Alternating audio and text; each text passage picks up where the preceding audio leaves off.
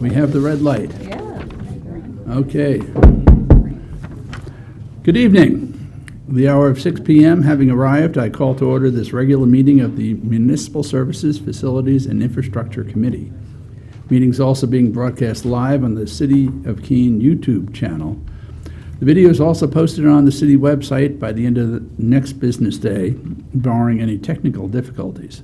Copies of the printed agenda are available in the wall pockets just as you entered the room. Public and other city councilors will be recognized to ask questions, make comments on the agenda item under discussion. After being recognized, all remarks are to be made through the chair. I will not recognize an individual a second time until everyone has had a chance to speak. Anyone who wishes to address the committee is asked to go to one of the microphones in the room. Identify yourself by name and address prior to speaking. Written comments from the public are accepted at the clerk's office until Tuesday, 1 p.m. Again, I now call to order this regular meeting of the MSFI committee, and I notice that we are 100% all here and therefore a quorum. So, first item on our agenda this evening, we have a PowerPoint presentation, status of the dog park and disc golf park from Dubois and King. And recognizing our Parks and Rec Director. Good evening. Yes, good evening. Thank you, members of the committee. Andy Bohannon, the mic. I'm sorry, the microphone not working? No, it is. Oh, okay. I just heard Tom say something. I am too. Andy Bohannon, Parks Recreation Facilities Director. And before you tonight is the, as you stated, Mr. Chairman, the dog park and disc golf concept plan, which has been in the process for about a year now. And just to kind of get us to where we've been, a year ago, about this time, you directed staff to go forward with working with the two groups to find a solution to see if Wheelock Park Campground could host both facilities, a dog park and a disc golf. As you recall, both groups came forward asking for use of that particular facility, and we said, let's investigate if we can work together and find a home for both in one location. And through that process, we went out and we hired Dubois and King to do so, and we had a small steering group. Those members from the disc golf group, Councilor Brian Lake and Robert Johnson, are present tonight, and also Mike Anastasia. And with the dog park, we had Rebecca Lancaster, Molly Pinney, and with us tonight is Liz Sheridan and Paige Walker. That particular group met several times at the Recreation Center with myself and Emily and Dan Mollick and Chris Young from Dubois and King. And at that time, we set a public meeting in July, which Emily will kind of go over some of the facts. Some of you were present for that meeting. And then we got to where we are tonight. And so I just want to take this time to thank everybody who was involved. It was a long process. It's been a very long process, I think, for the dog park folks who have been at this since 2010. But I think with tonight's presentation, you'll see that we might be able to have closure on for them and begin to move forward. So I think both groups are definitely ready for the next phase if tonight's presentation goes well. And we look forward to feedback and questions at the end of the presentation. So at this time, I'd like to introduce Emily Lewis, who is our landscape architect, who has been working with us through Dubois and King, and she'll walk us through tonight's presentation. All right. Thank you, Andy. Thank you all for having me here. It's been a pleasure working with the City of Keene on this project, and looking forward to seeing how it moves ahead in the future. So as Andy said, we started back in May with a kickoff meeting with the committee to discuss the wants and needs from each group, and then followed that up with a site visit to look at the existing elements, both within the site, including there's an existing bathhouse, different elements from campgrounds, an existing access road, and then the elements adjacent to the site that we would need to keep in mind as well, like the ball fields and the horseshoe pits. The site itself that we're working with is just a little over 7 acres. And there is something else that's important to note is there is an existing aging pine canopy, red pines and white pines, so it's pretty dense. So that's something that was important to look at the site, how to kind of navigate that issue through design and think about stewardship of the site as well. So the goals of the site for the two groups for disc golf was to have a course that's 9 holes. Most full disc golf courses are 18 holes. 9 holes is both an opportunity for those who are experienced to be able to go and have a quick round, but also for folks that are new to the sport to get in and learn, especially with the proximity to the schools in the area. Be a great opportunity for people that don't have the capacity to go out to the other site in the area. And then for the dog park, the goal is to have 2 separate parks of approximately 1 1/4 acre for large dogs, and then a smaller, approximately 1/3 of an acre for small dogs, and then to figure out how to minimize conflicts between the two. So with all of that, we put together 2 concepts. The first one was looking at keeping the dog park kind of as far away from the other park uses as we could, so that dogs wouldn't be startled by like the clanging of horseshoes, and then having the disc golf course kind of clustered and kind of you can see kind of a back and forth. So this would mean a few holes rather close to the dog park, which could be mitigated for conflicts by having higher fencing through there. A few elements that are consistent in both concepts are maintaining existing screen of plants around the horseshoe. We looked at relocating the vehicle gate that is at the access road, potentially adding some new parking spaces, and then maintaining the same elements within the park. Fountains for the dogs, potentially a pavilion, double access gates, and then, like I said, the nine holes for the disc golf. And then the second concept we looked at shifted that dog park into the center of the site. Because of where that existing building was, there's a large open area, so we tried to take advantage of utilizing that actually in both concepts, so there would be less tree clearing needed.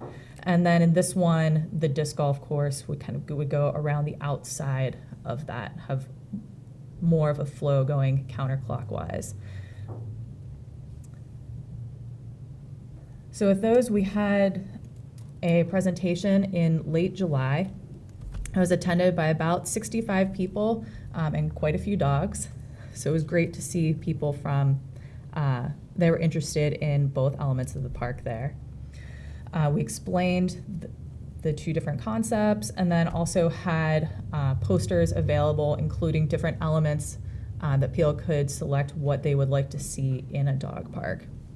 And then subsequent to that presentation, we got back together with the committee, took the public feedback, took their feedback, and narrowed it down into a draft concept,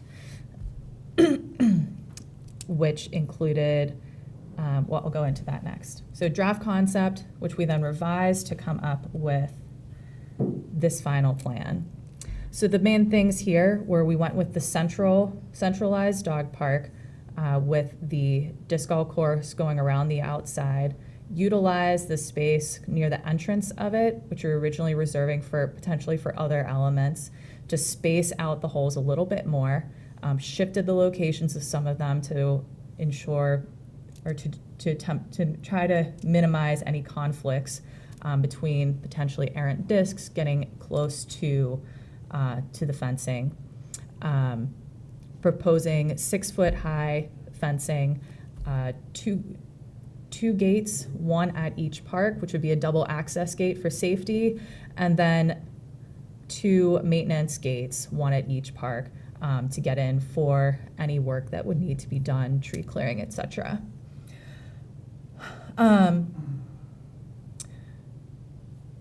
So So then a couple of things in this one, in this concept that are important to note.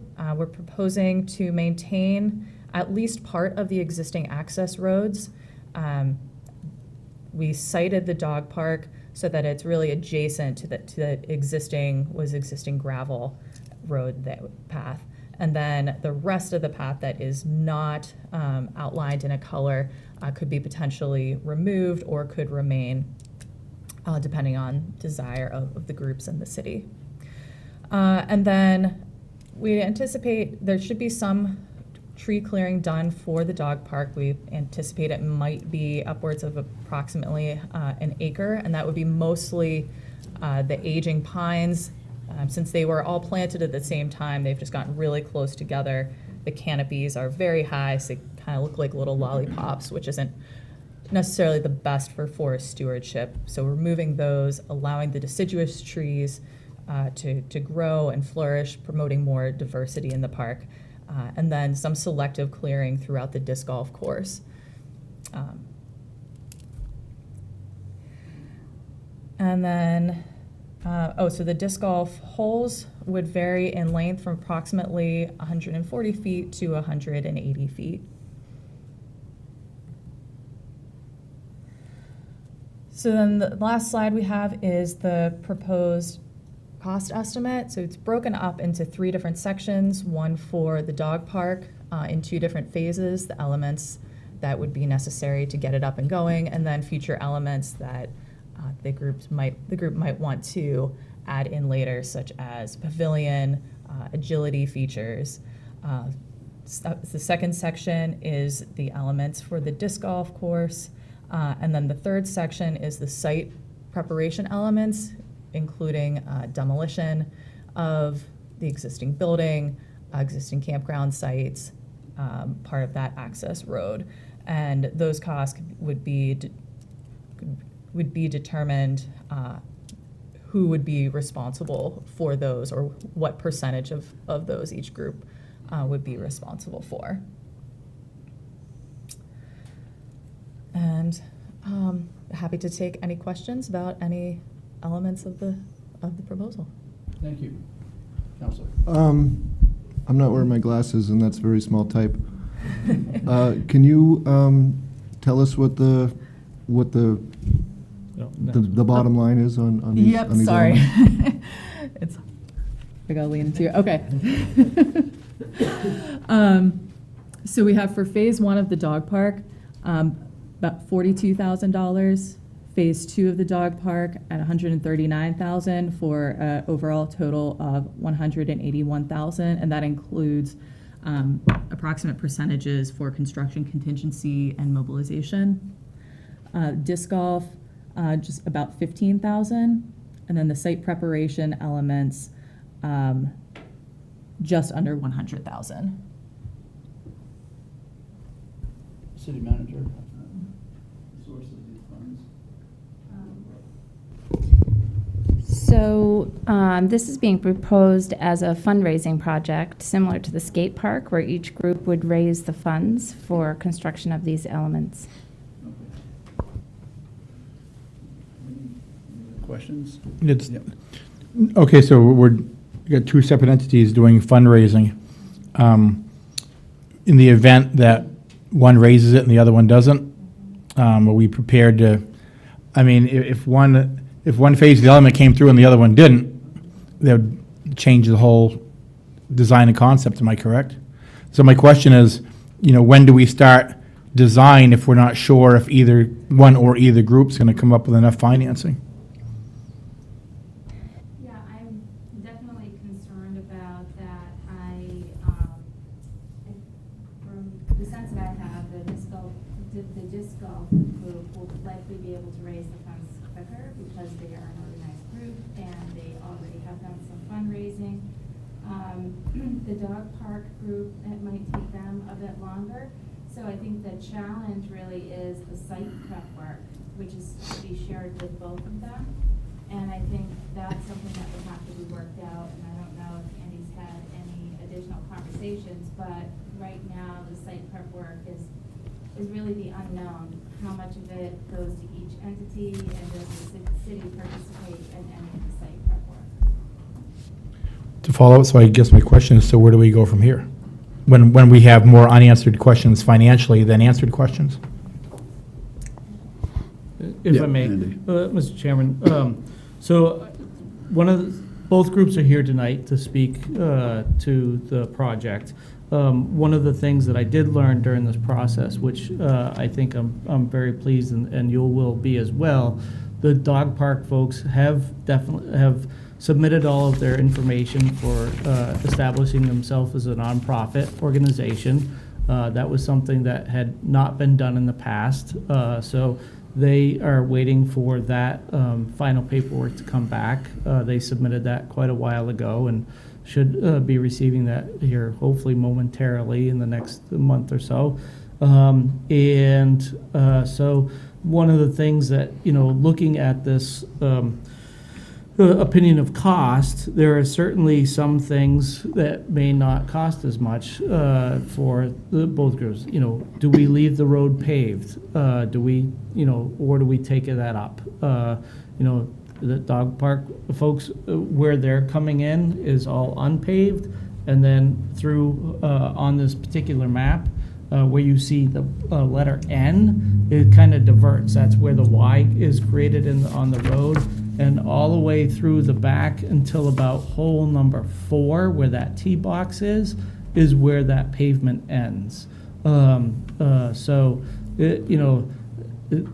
you don't have to do that, that's a lot less money. And certainly, when you look at the dog park itself, you see a big area that doesn't have any trees. A lot of that exists now, but what you don't see on here is the building once you remove that as well, that creates a lot more open space. So there was an opinion of cost related to some trees. Now, both groups, similar to what the bike park did, where they were able to get a lot of donations taken care of related to the trees and removal and possibly sale of those trees back. So that money came in through fundraising effort.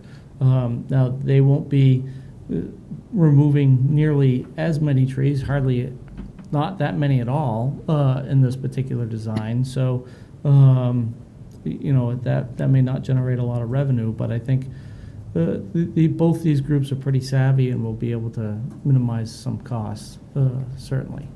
Okay. Yeah, Chris. I'm just going to make a statement, the statement I've said before. I still find it extremely disappointing that we have a number of these quality of life issues that most cities view as quality of life, and we go and have to tell groups, form a nonprofit, raise the money, and we might do it for you. Like you said, with the dog park people in 2010, when they went out and went to different stores and every place and drop your donations in here, and used to come on a monthly basis saying how much that was brought in.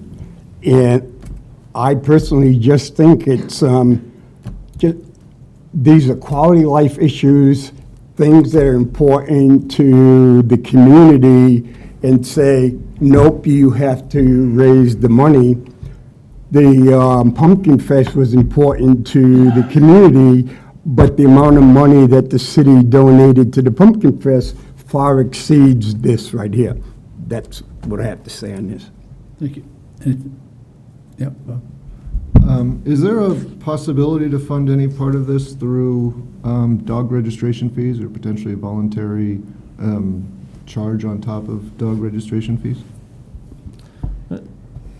Yep, city So, manager. dog registration fees are already accounted for in the general fund revenue, so it would have to be a new revenue. So, and I'm not aware of the option to charge an additional fee. I mean, it's something we can look into, but unless the state tells us we can do it, we can't do it. So, we have the ability on motor vehicle registrations, but those funds are used for highway-related purposes, and the state has given us that ability. But I don't know that that's the same, we have the same flexibility with dog licensing, but I'd be happy to check. Sounds like an interesting concept of voluntary contribution. Yeah. And then just separate the funds, but interesting idea. If Members of the public. If I may, yes. Mr. Chairman, just to Councilor Williams, and to follow up on city manager. So we have looked at that option, and unfortunately, we are not able to do it. We are at the current cap allowed by the state of New Hampshire for the dog licensing registration fee, and we're not able to exceed that at all. So now, there could be some type of volunteer opportunity on that you check and you send additional, but I don't know how you would register those funds through that process. So that would just be another way of managing something additional. Yes. And I just want to also remind the council of the capital plan. You know, a project like this, if it was going to be a city-funded project, would need to go through the capital plan, which is planned out 6-7 years. And so, you know, a request would come in, we'd look at the cost, and then we'd evaluate where it might be able to fit in the capital plan. And you know that's such a balancing act, because we're trying to keep the capital investments of the city at a somewhat level amount each year so that we're not impacting the tax rate. So oftentimes, groups say, hey, we really want to do this, we're willing to raise the money for it. We're not going to wait 7-10 years for it to get into a capital plan. So I just wanted to make that reminder as well. Good. Thank you. Good point. I'd like to hear from some dog park people and disc golf people if you're in the audience. Don't be shy. Yeah. Name and address, please. Hi, my name's Paige Walker, and my address is 84 Bradford Road in Keene, Stand closer. New Hampshire. Do I have to repeat that? Better? Maybe. Yes? Okay. Paige Walker, 84 Bradford Road, Keene, New Hampshire. Thank you. I'm here to represent the Dog Park Committee. I want to say first and foremost, we were very pleased with Emily's design of the dog park. This final one, we didn't have any changes to be made. And then as Andy pointed out, we have applied for the nonprofit. We're just waiting for paperwork back. The directors of the nonprofit are going to be Molly Pinney and Rebecca Lancaster. I'm listed as an officer. Molly Pinney, if you're not familiar with her, she's got extensive international fundraising expertise. So we're pretty confident that she's going to do a good job for us in terms of fundraising. We also have over 1,800 followers on Facebook that are supportive of the dog park, and I'm sure would support additional fundraising efforts. We did also establish a website where people can go and donate money, donate time, donate in-kind services. And I think, I'm not sure if anybody mentioned it, maybe Chris did, we did raise money in the past, so we do have, I think, about $10,000 sitting there waiting for this, waiting for approval. Additionally, we have received some verbal and in-kind donations. We're just waiting for approval on the site, and we are ready to go with more fundraising efforts and the breaking ground. Hopefully in the spring, we'd love to do that. Let's see here, what else to say? And we did break it into phase 1 and phase 2 to make the initial efforts a bit more feasible in terms of, like you said, pointing out in terms of being able to break ground and stay in line with what the disc golf is able to raise. So, any other questions? Any questions, committee? The breaking ground could be really interesting. You get a bunch of dogs out there digging. Yeah, have them dig. Okay, thank you very much. Yes, sir.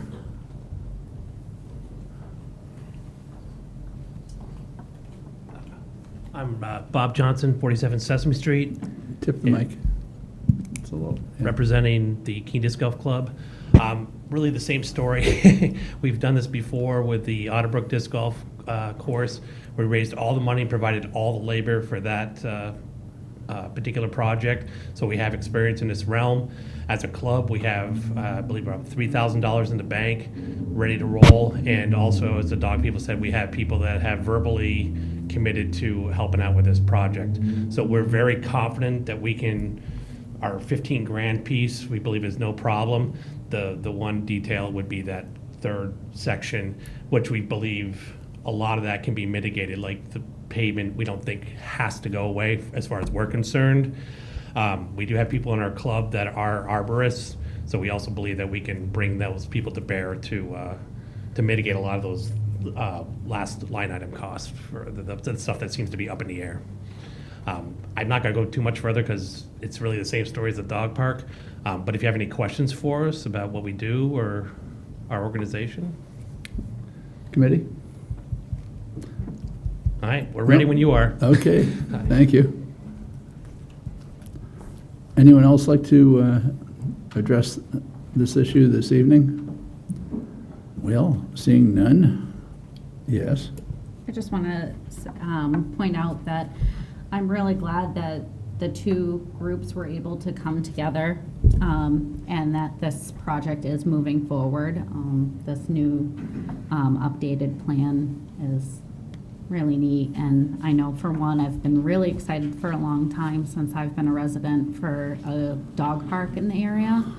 And it's got me excited about disc golf as well, so I look forward to it. Thank you. Thank you.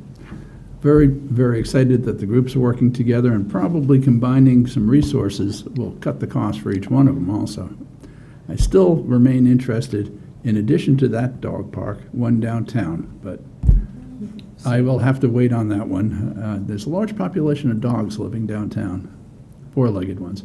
Yes. A motion, please. Move to accept the presentation of the dog park and disc golf park as informational. Second. Motion's been made and seconded. Anything from the public? Committee? Seeing none, all in favor? It's unanimous. Look forward to the next level. Thank you. Thank you. Yes, ma'am. I just want to clarify, there were no concerns other than making sure we're coordinating, raising the funding with the two groups and coordinating the work, and that if the council also accepts it as informational, the groups will move forward with their fundraising efforts. Is that That's how I correct? read it. Okay, thank you. Yep, good.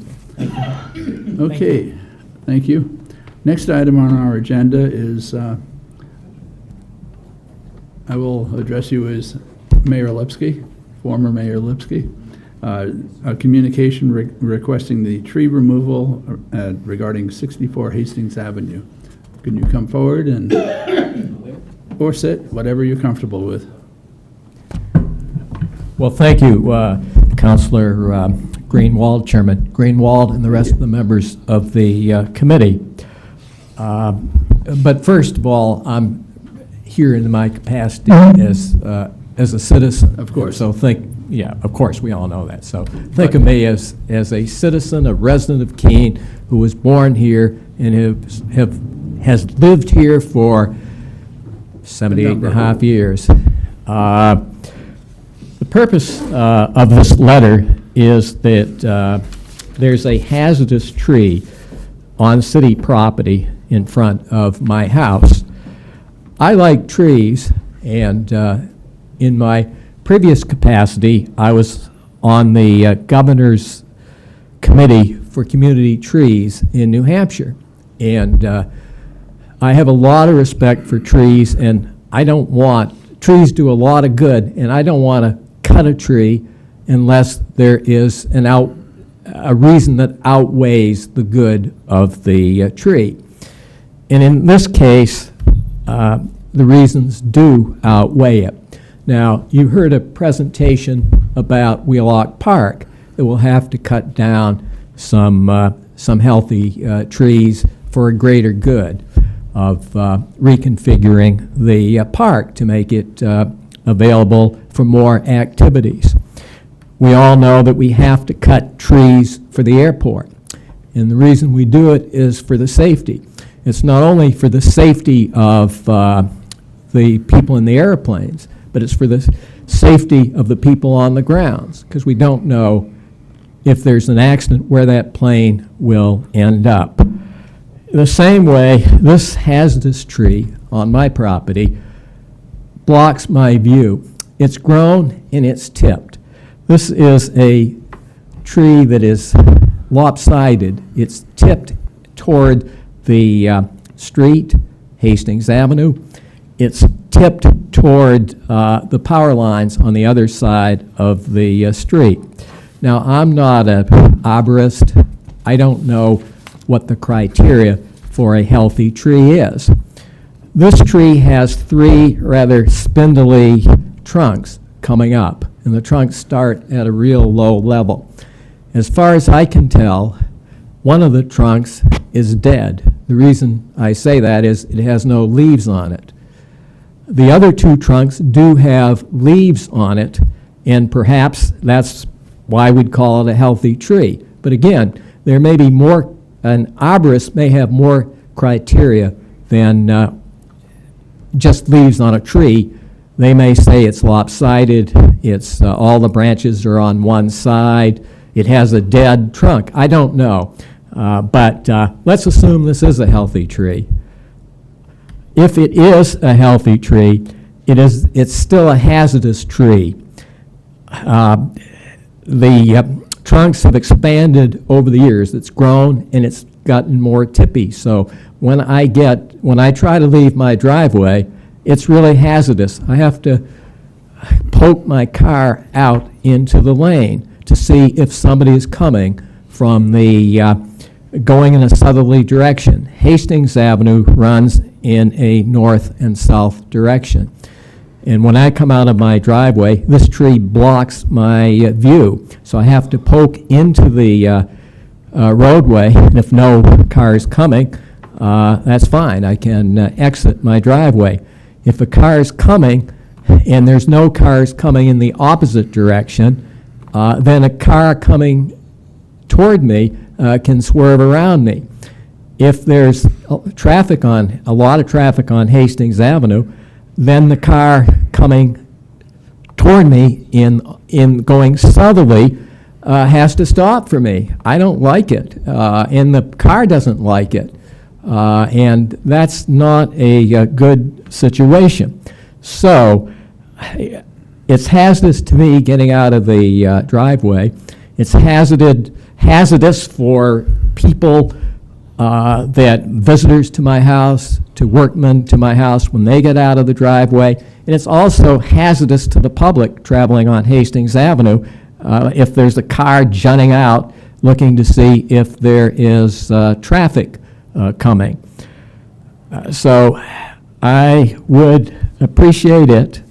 I would be it would increase my safety and increase the quality of my life if this tree could be taken down. Now, I believe that Court is going to speak on this issue. Yes. He's been kind enough to talk to me, and I appreciate the time, Court. So would I have a chance to speak again after Court speaks? Yes, of course. I thank you. Should I stay here, or should Yeah, I? sure. Okay. I thank you, Chairman. Thank you.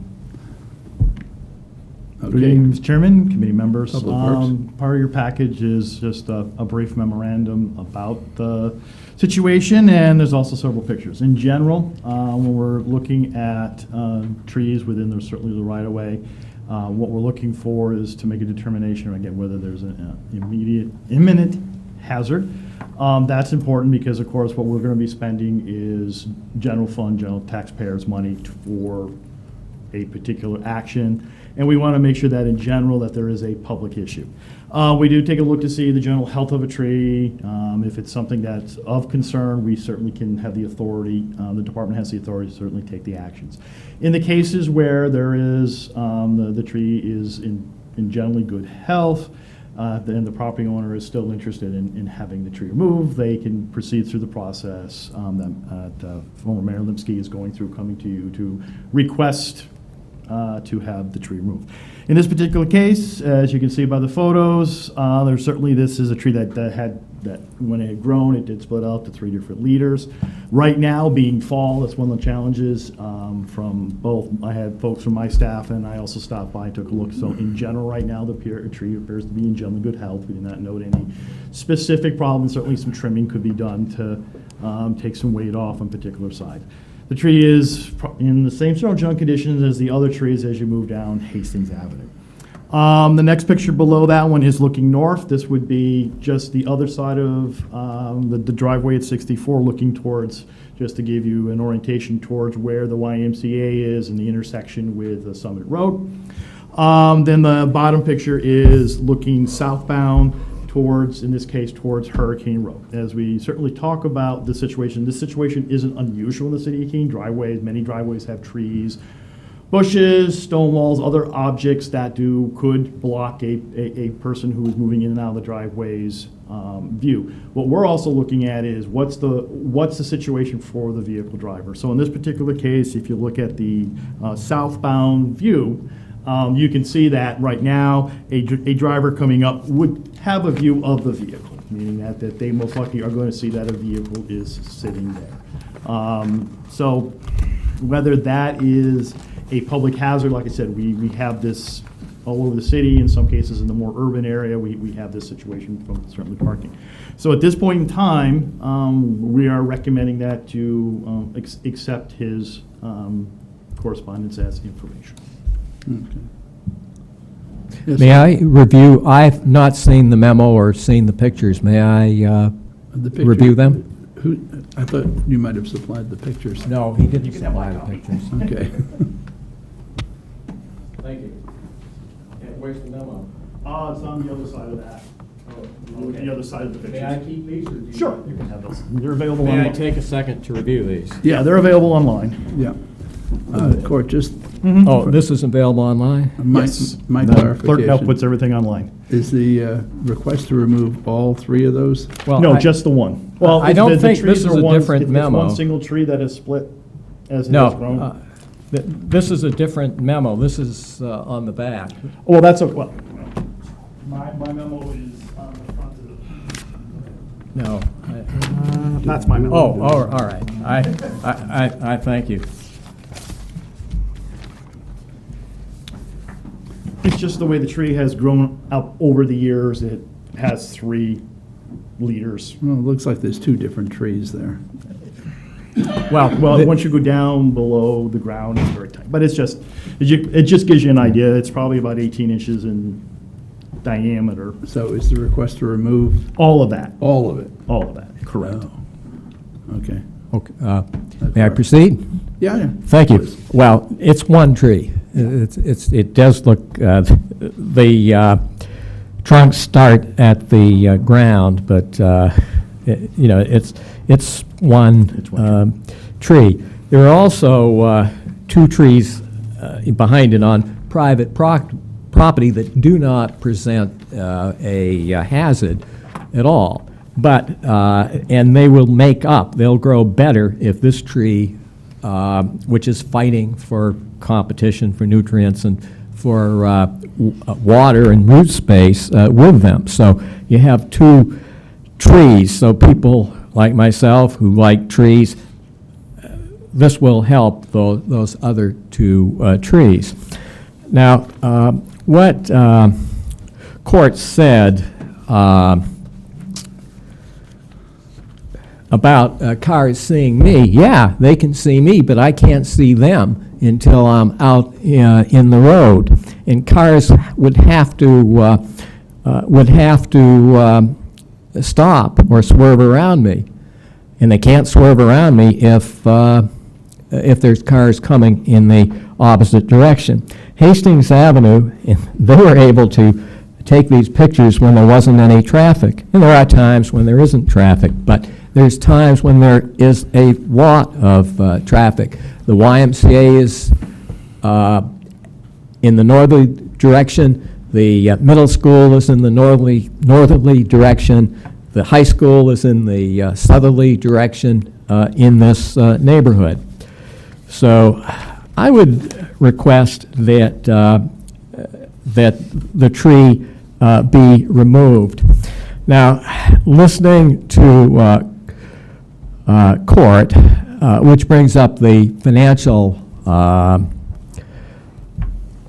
concerns of the city, it is so important to my safety that I would be willing to split the cost 50-50 with the city if this can be done by the end of this year, by the end of 2022, because it's important for my safety and for the safety of the people using my driveway and the safety of the people on Hastings Road that this hazard be eliminated.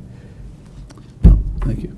I thank you for your consideration, and I hope that you will give this consideration. Thank you. Committee, questions? Councilor Roberts? Oh, yeah. I hate to lose a street tree. If this one was to be removed, would there be a good location to put a new replacement tree?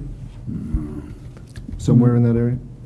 Possibly somewhere in that area, yes. I mean, we'll have to take a look. I believe the power lines are on the other side of the street, and it's fairly narrow along there between the stone walls and the street, but it's something we could look at. Thank you. What has the policy of the city been previously, over the past several years, if a request like this has come forward? Do we have a history? Of course, the committee, certainly, and the council has a history. In the circumstances where you did find a public interest, you have moved forward, and the city has certainly moved the tree. In other instances where you've determined that there necessarily isn't a public interest, you've given permission to the property owner, if they wish to remove the tree, to go ahead and take the tree down if you felt certainly their issue was certainly compelling enough.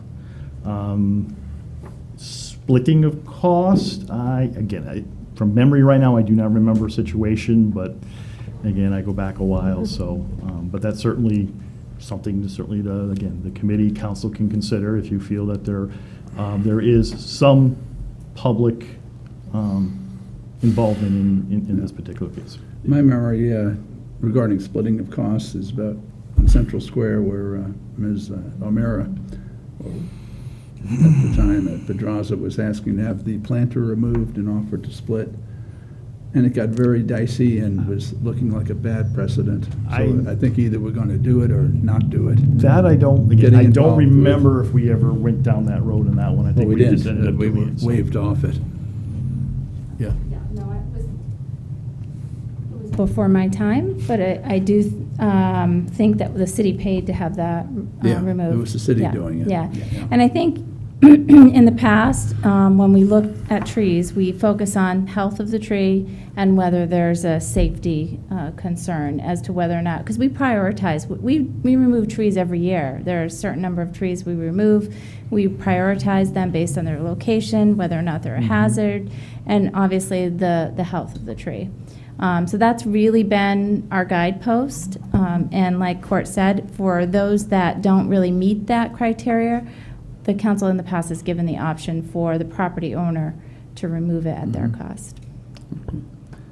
I like trees, and I think that is what gives Hastings Avenue its character, that there are trees. What I'd be interested is seeing in the spring when it leaves back up again, whether one of those leaders may be cut and still maintain the tree and still give the visibility that Mr. Lipsky is asking for.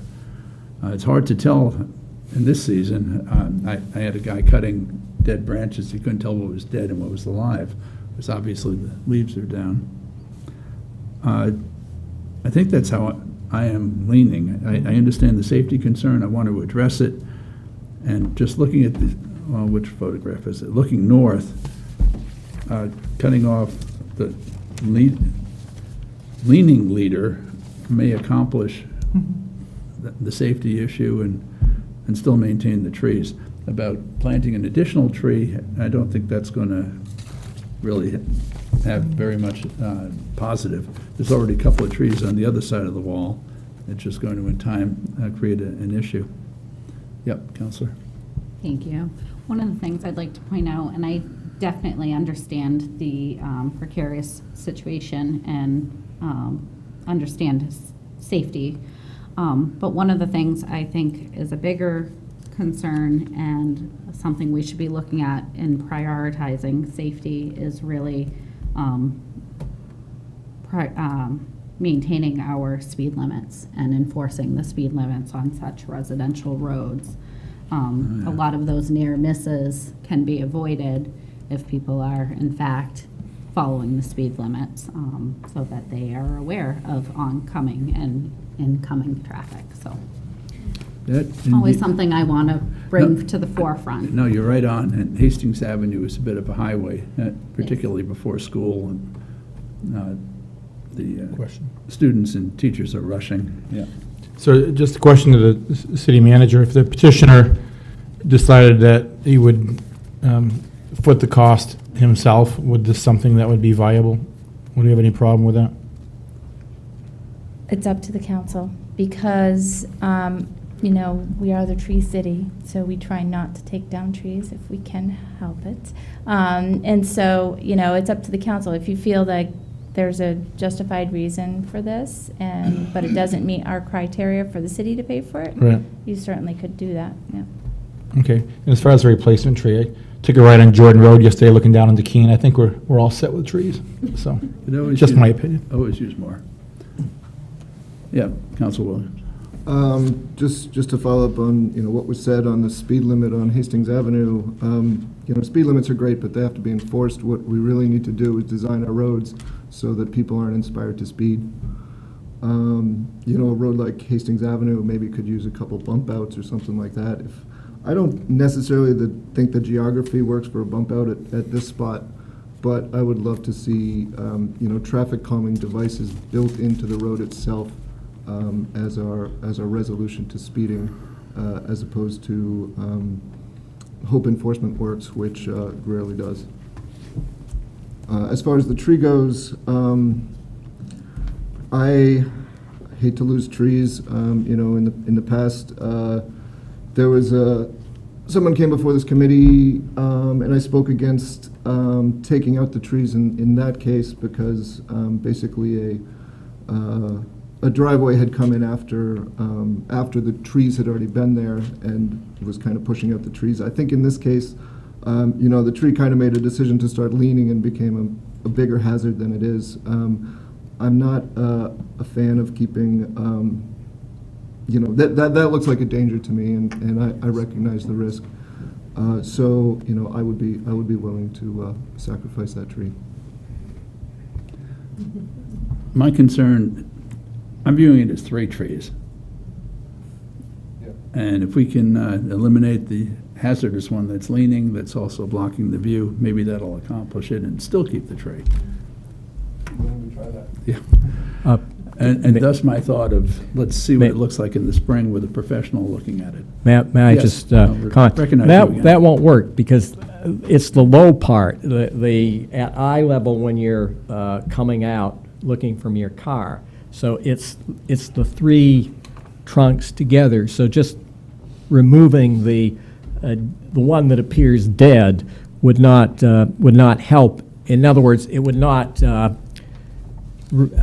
improve the situation at all. You'd still be looking into the tree would still be blocking your view coming out of the driveway. Okay. Anything from the public? Anyone want to speak on the subject? Committee, your comments, questions? Just to kind of follow up with what I said, I realize it doesn't meet the city criteria, and I guess once again, I would just say if the petitioner wants to brunt the cost of it to take it down because he feels it's a safety concern for himself, then I would say, just give him the option of taking them down at his cost, whereas the city in the past does not provide the funding to take these type of trees down. I don't want to start a precedent now, but if the petitioner feels it's a safety problem, on his property, then we should work with him and allow him to foot the bill, I guess, and take it down if he wishes. But that's just one person's opinion. Okay, well, there's 5 of us. Let's get some closure on this. Mhm. I can go with that. Okay, so how about a motion? Which is If you different would from like, what I Mr. put Chairman, down. maybe the thought would be, again, granting the request to Mr. Limsky to remove the tree in front of 64 Hastings Avenue at his cost. So moved? Do I have to say all that? Thought that's what I just said. Second. Okay, well, now the motion's made and seconded. Anything further from the committee or public? Well, I guess if it means that much to you, I'll find another tree to love and hug. All in favor of the motion? It is unanimous. I want to thank the committee, and it's been very interesting hearing your informative questions. I appreciate all of your consideration. Thank you very much. Thank you. Great to see you here. Yep. Okay, now, if you think that was fun. Yeah, well, the next item on our agenda, and actually I'm going to suggest that we're going to combine several because they're basically all about the same. It's a request for no parking at 191 Washington Street. That would be item 4. And there's also a communication, and that's item 5. So, leading off, the writer of the request. Good evening. Good evening. Nice to see you all. I'm Juliana Bergeron. I'm the owner of 191 Washington Street, where we have had a similar situation to Mayor Lipsky's, but with no trees involved. So it should be, I hope, a little easier for all of us.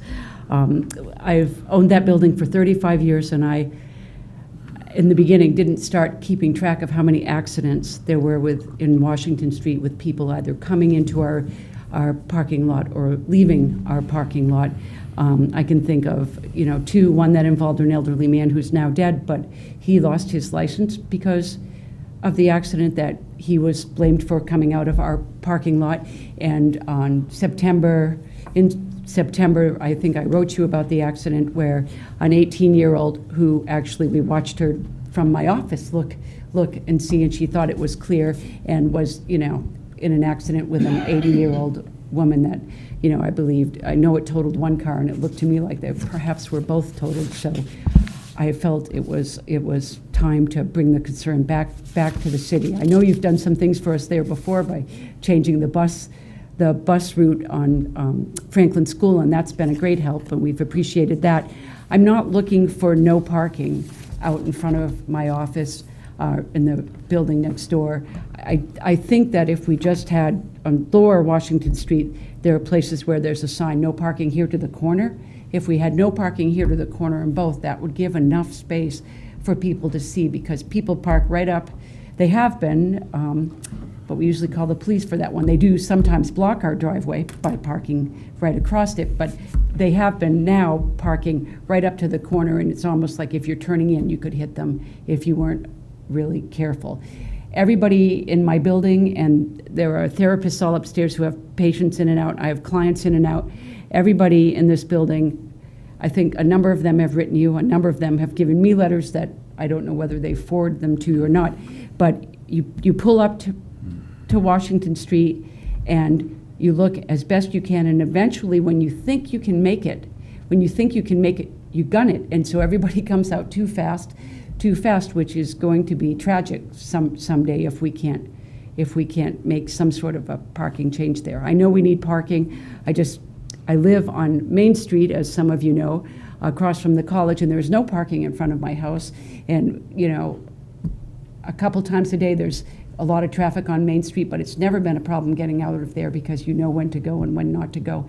And on Washington Street, for most of us in that section, and not just my building, some of the others, everybody is complaining about it because it's so dangerous. And I wondered if we could get no parking here to the corner on both sides of a couple of those driveways. Thank you. Public Works Director. Thank you, Mr. Chairman. Just very quickly, again, in the memorandum, I just did provide the sort of an aerial view that sort of shows the current situation.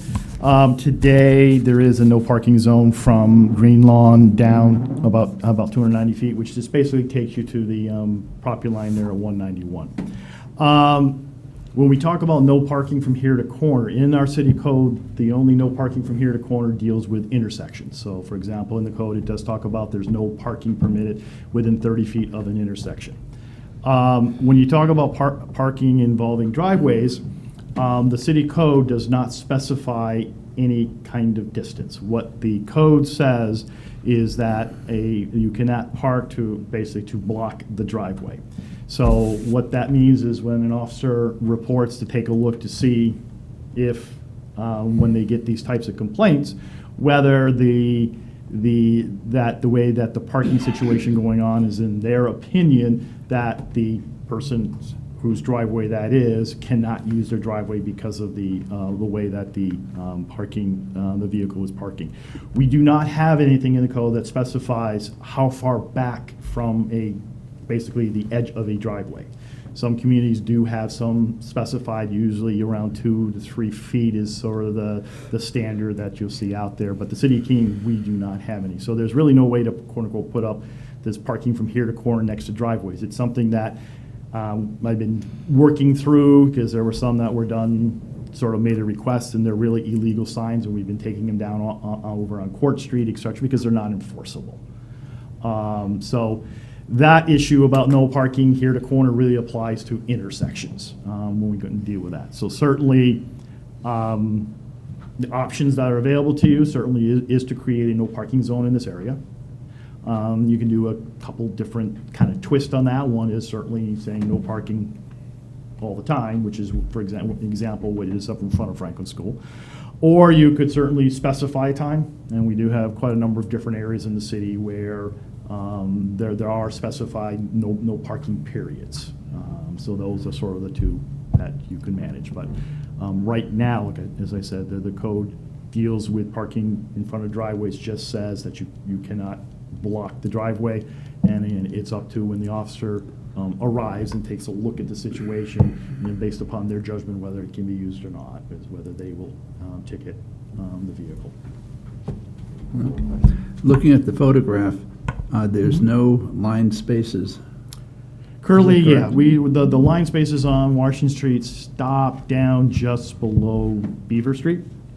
So from Beaver Street north, we do not mark parking spaces. I'm looking for a compromise, is what it is. If we say no parking there, then what about the next and the next? And certainly going the route of no parking on Washington Street, I think we'll have a neighborhood very much not happy. I'm wondering, if the spaces were lined and on each side of the driveway was a little more, a little more than just the bare minimum, whether that would force the opening. I think that, and perhaps the policeman who was at the last accident, I'm sorry to interrupt you. Okay. Policeman who was at the last accident said that, the other problem there is the speed on Washington Street.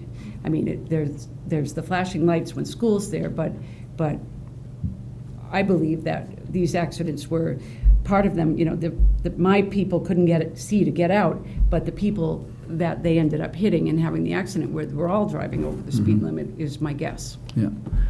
The other part of the conversation is that this all came about a little late to get the principal of Franklin School involved.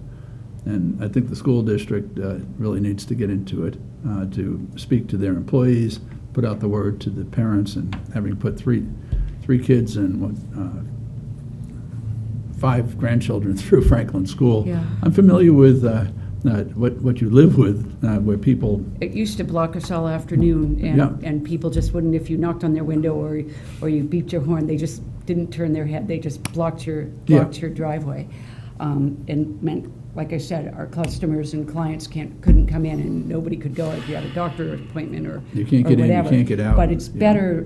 better now that they move the buses around. The buses don't come out in front of the school Okay. anymore, and that's been a great help. So there's a short period, briefly in the morning and briefly in the afternoon, where there's more people there, and I think we try to work around that and everything. So I'm not sure that this general problem is I think it's people living on Washington Street or whatever, I don't know, people parking there for other reasons. Some of it may be school. Okay, well, I'd like to hear from the committee what your thoughts are. The other Ward 2 counselor. Yeah, oh You got boy, to- I have strong feelings about this one. I live in, up in Ward 2, and I come down Beaver Street all the time, and I try to get out onto Washington Street, and it's a nightmare. I drive a Hyundai Accent, which is a pretty low car. I know some of you guys drive trucks, which are up there, and you get visibility, but in a small compact car like mine, looking up Washington Street, invariably there's something in the way, and it's, a big van or something. There's just not visibility making that turn from Beaver Street to Washington Street. I'm concerned, when my son starts driving, he's going to have to make that turn too, and so I definitely recognize there's a big problem on that whole stretch between Beaver Street and the school. Thank you. There's a number of driveways there that probably have very similar problems to yours. I had a similar idea to what Mitch said, that it might be helpful just to demarc with white lines, where appropriate parking spots are. And I'd love to see near the intersection of Beaver Street, I don't know if it is 30 feet, but, make it 40 feet, because it's very difficult to see through a car that's on that corner. And so that's my thought. I'm a big fan of the white lines idea. Thank you. Like minds think alike. I was thinking the same thing. I mean, for a short-term solution, it might even be a long-term solution. A couple gallons of paint and a few lines, and I guess initially we might be able to alleviate a problem while we, take a longer look at it. But I think in the short term, a little bit of paint, and I'm sure Public Works has plenty of time. I don't see much going on in Keene right now, so I would agree with the committee that I think at this point, some painted parking spaces with some angled lines at driveways might work. Well, I want to hear Court's reason why it won't work. Well, I'm not necessarily saying it won't work. What I'm going to caution you on is the question is, where do we stop? We used to do spaces above Beaver Street, but of course during budget discussion, because at the end of the day, we don't paint these. It's a contract. Yes, every spring we come in, our contractor comes in and does all the line painting. So this would be added to our line painting contract, which again isn't a problem. It's just adding additional costs to it. And I do ask the question to you for your consideration, and as I said, is where do we certainly stop? Certainly we do this immediate area there, and right now the standard would be if the next set of folks ask, well, can you do it in front of ours? At this point, I guess I would go ahead and add those to them. Do we do it across the street on the other side of Washington Street? Because there is parking on that side too. So this is one of these sort of seesaw issues the council has struggled with about how much to do.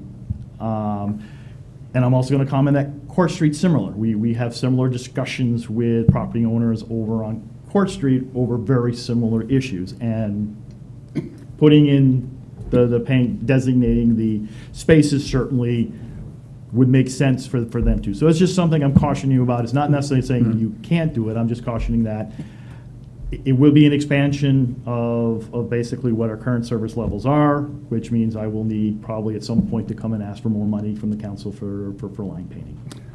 That's all. I love paying property taxes. Cool. Yes, Chris. You just brought up a point, and I see a big difference. Unbelievable. You just brought up a point, and I see a big difference between Court Street and Washington Street. When you go to Court Street, most of the old-time buildings are still resident areas. When you go to Washington Street, over the years, more and more of those buildings have been recodified, and now they're businesses, and they have heck of a lot more traffic that you would normally do coming out of people's houses, especially during the day, because those people could be out working and there's no one coming in and out of the driveways. And so my thing here is, what do we do for streets that have a lot of business traffic on it? Yeah, I don't disagree. I think you will find on Court Street, there's a similar, but a lot of those large properties, at least up to Union Street, have been converted to the first floor or offices. And when I talk about similar issues, that's the area, once you get above Union Street and you're heading a little bit further north up towards the hospitals, there are more residential. But again, this is just one of those challenges in the urban environment, particularly when you're also as you're looking to increase density, and also where you're looking at trying to encourage using and reusing of particularly large buildings. Yeah. City manager? So I'm glad Court mentioned, we do the painting of the lines in the spring once a year. So the next time we'd be able to do this would be in the spring if we were going to expand where we're painting lines. That's okay, because I think we need a little bit of time. To look at how it would be laid out and where it would apply, because we really can't just apply it here without some sort of policy, because we do know we have issues on Court Street. We do know we have issues in other areas of the city, and we really should look at whether or not we need some additional line painting and what that means in terms of liability, as the city attorney is whispering in my ear that we really need to look at this before we do anything. And, because if we are going to do that, we're saying it's okay for people to park here in this space and it's safe. And so there's things that we need to look at, and I think it's a good suggestion, but I would like the time to be able to come back to you and say, this is what we would need to do to make this happen. Okay, I think it's incredible, but between the liability, the cost, and the practicality, oh, wow. Moving at the speed of government. Just a question for the city manager. If we're to put this on more time, would the 30-day cycle be enough to come back with a report? Oh, better. Yeah, absolutely. Yeah. We should have a good sense what other areas we might need to take a look at, if we need to create a policy to protect the city in terms of liability, and then the timeline for painting and what that would do in terms of the number of spaces. Okay. I could definitely see that it would take a bit of time just to organize how big and how far, and to do the engineering to do it. Well, It warms my heart that you will look at it and think about it and try to solve the problem. I didn't expect you to have an thank you. answer and say, we're going to do this tonight. I mean, Well, it's not how the I world was ready to works. make a phone call, because I know a guy who can put down paint. All right, I Thank you very much. Is there anyone further? I see some other folks that are here that would like to speak, or has it all been said? Okay. Anything further from the committee? Seeing none, you know what to say. I move that we put this on more time for staff to take a look at recommendations, report back to us next month's meeting. Sounds good. Second. And motion's been made and seconded. Anything further from the public, from the committee? Seeing none, all in favor? That's it. Well, I think that really is it. Andy's still here. Is he? We thought we were out of here. No, this is my fault. I requested an update on the skate park and what's going on Water Street.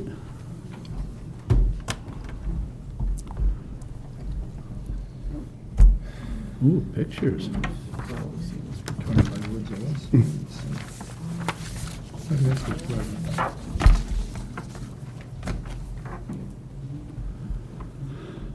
Oh.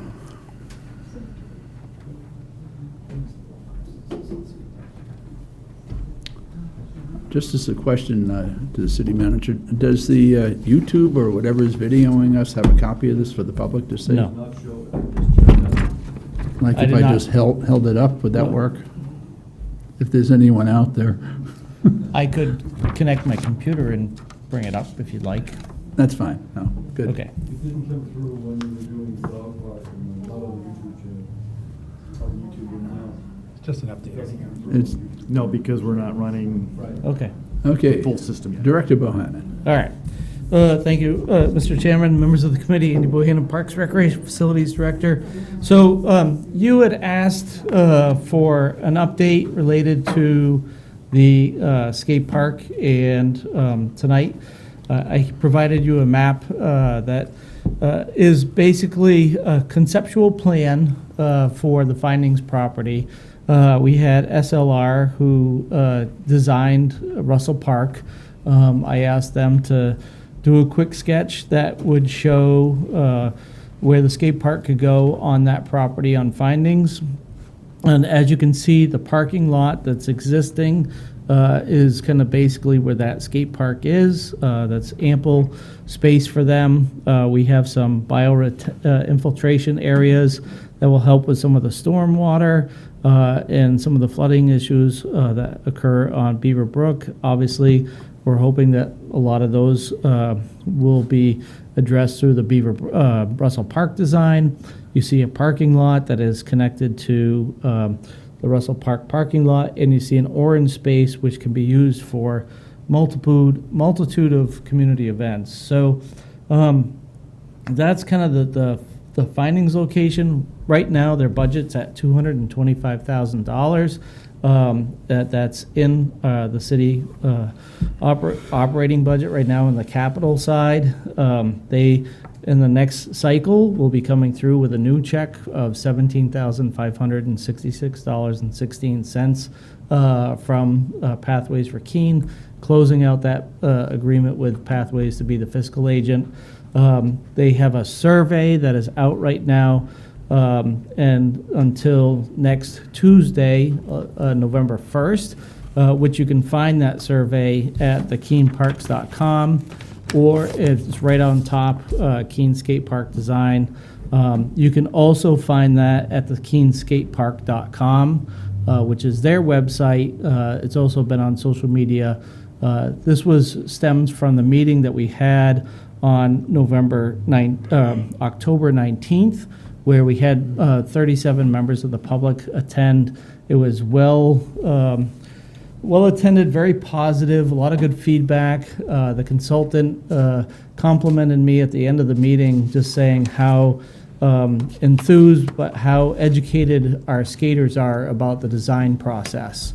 And I said they've been waiting a long time and have been through this once or twice, and they're really knowledgeable, and I think we're going to have a great design as a result of that. So from there, the timeline, we have after the survey gets completed on the 1st, they're going to take that information and the information that they gathered at the public meeting, should have a design roughly around the Thanksgiving timeframe, and then possibly a final design around the Christmas, New Year's timeframe. And then from there, we would come back, show you the final design process, and have the build portion of this project, because it was a design build, would happen in the spring, where we're working with Public Works engineering team to work on some of the site issues. We also have submitted a grant for the demolition of the Findings building. We also have another backup plan for another grant to go forward for the demolition, and a backup to the backup plan. So we'll be applying for multiple grants to make that happen one way or another. We do recognize that should we not be able to execute any of those grants, we can still build the skate park in that location and later demo the building with no impact to the skate park. That was one of my concerns, which I've asked the consultant, I've asked our engineers multiple times if the shock from the demolition would impact the concrete of the skate park, and the answer is no. That I've asked probably a dozen times. They're sick of me asking that question, but I'm just verifying. And so the fundraising does continue. What we will do, because we do have $225,000 in our pockets, they will we will be setting up an account through our Parks and Rec software where people would be able to donate through there.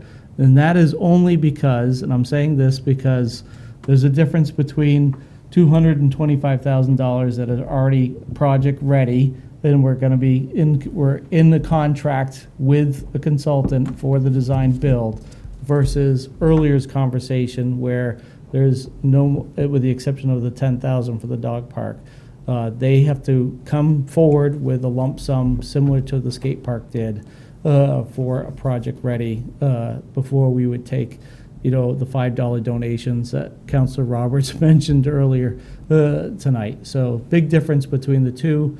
But if they ever get to that phase, then that we might be opening a different conversation. So that's where we're at. I think they're in good shape. I feel confident. The skaters feel confident.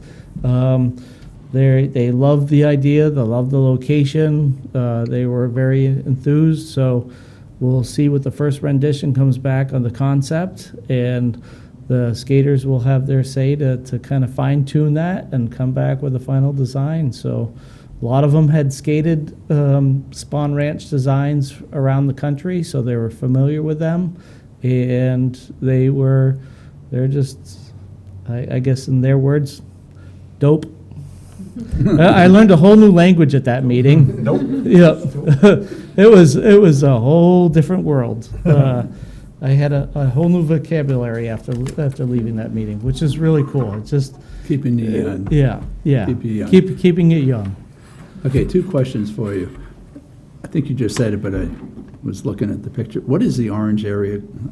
That can be used for a multitude of things. So, when we kind of first thought about this, and when we've thought about the other space that we had wanted or desired to be a part of Russell Park by the basketball courts, potentially you could think about having farmers market, artist market. You could rent this space. It's really kind of an open area that would allow for some community activity of some sort. It's rentable. We could do a whole host of things. But that's just the kind of outline, this is only a concept. And the idea behind it was to make sure we had enough space for the skate park. We can add some additional parking, because I think once the field is up and running, you'll have rugby tournament and drawing a nice crowd, and that economic impact that we had all visioned is going to happen. And so that could certainly be overflow for multitudes of reasons. Is that grass or gravel or? It would be grass, yeah. Or, if we changed our mind, we could, make it something else. It But may be reinforced, I think, as Andy said, this is something we're still, Okay. this is very, very conceptual, but the idea is we're going to have this open space that we'll be able to talk more about and determine sort of what do we need to put in there. We can do a reinforced grass that would allow vehicles, but maintain it as a green space. There's some cool ideas. Okay, Yeah, I get good. excited with this stuff. I know public works, but I Just still got get to excited. have the information so we can relay it to the public. Bathrooms Mr. involved? Chairman, if too? you don't mind, I have a question about that. So what you can do with that space will depend ultimately on the funding for taking the building down, is that right? Is there going to be some connection to that? There could be, Yeah. yes. It all Just depends wanna on make which sure one that of the these, committee Plan A, understood that. Plan B, Plan C, Plan Right. D grants that come Right. through. So right now we've applied for Invest New Hampshire funding. The other 2 funding sources that we, tomorrow night I'll be presenting related to LWCF, Land, Water, and Conservation Fund. If FEMA or LWCF funding becomes an option, then that's in perpetuity of green space, so that will always be a park. You wouldn't be able to redevelop it without other contingencies. The other, just like Russell Park is. So you wouldn't be able to have anything permanent there. So if you wanted to say, let's have a 7-day-a-week farmers market, that would not be possible. But if you had something that said, okay, it's seasonal, you could do some operation things here and there, that would be possible. So I think that's something that, obviously we'll consider when we apply for the various grants. Okay. Bathrooms? The bathroom is, so if you look at this map, you see the connection to Russell Park. Right on the other side of that parking lot will be the restroom. You don't see it on the map, but the Russell Park improvement is, the bathroom is like, if you took your, it would be like on the very edge of the paper, if you took where the white building is and goes straight up, at the edge of the paper, that would be the restroom. The answer is yes. Yes. Okay. Thank you. Committee questions? No, it's good. Yep. Just a comment that I don't see great pedestrian options on here. It seems like there's a great big parking lot and a pickup and drop-off area. I don't see any place that's maybe separated for bicycles or people walking, or specifically people on skateboards, which is, in my experience, the best way to get to a skate park. I could tell you not all the sidewalks in this area are particularly good for skating. So, if we do put a skate park out here, let's pay attention to having surfaces that skaters can actually ride on to get there, so that they don't need to get in a car to come visit the skate park. Absolutely. And I would just remind you that this is purely 30,000 feet. We haven't done anything with design yet, which, having walked that space multiple times, I fully agree with you, because the most important thing in my vision for this whole space is the connection to the Cheshire Rail Trail, and making sure that that connection, which is right, right close to the brook, that they have direct connection over to the skate park, to the Russell Park area, and making that all skatable and walkable for them, for that purpose. Very good. Yep. Since I live right around the corner, by the time they're putting up the new 100-night shelter, that area right up to the bike trail, or the trail, and up to Carpenter Street, there's no question that whole sidewalk would have to be upgraded to meet the traffic and everything that it's going there. Because I walk, I have a drop foot, and there's so many ups and downs and everything, and the risk of people falling and getting injured is pretty high. So I think that would fall into the capital improvement plan going forward. Yeah. Good. Anything? That's good. Thank you so much, sir. You're welcome. Chris, motion to accept as information. Motion to accept the skate park conceptual plan as informational. Second. Motion's made and seconded. Anything further? Seeing none. All in favor? Unanimous. And I Thank you. I thank you all for coming. I thank the staff for being here this evening, and members of the public that were here even. And we are adjourned.